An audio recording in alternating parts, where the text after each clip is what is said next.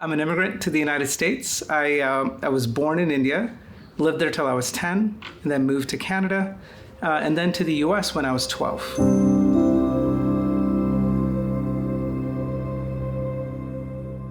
For me, the research that I do is deeply personal. My dissertation, I looked at civic engagement of immigrant communities across racial groups. So not only Asian immigrants, but Latino immigrants, Black immigrants, white immigrants.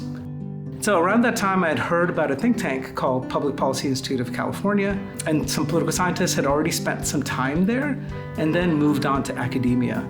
So I thought, maybe I'll give that a try, see how I like that.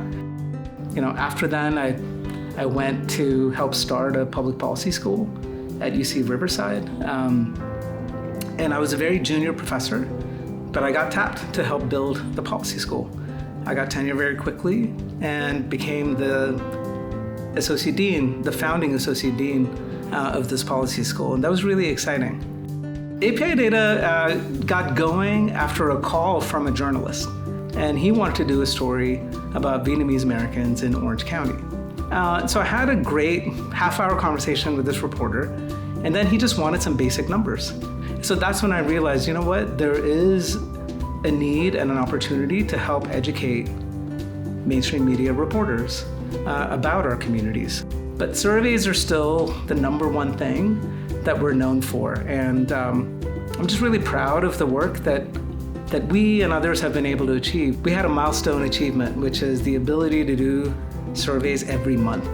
And that's a partnership that we have with the Associated Press and NORC at the University of Chicago. You either see Asians as categorized under other or being excluded entirely. But now we have something to say about where Asian Americans stand on the topics of the day. And we're able to collect and release this data in a matter of 6 weeks, as opposed to 2 years or 4 years. I'm excited to be launching community R&D.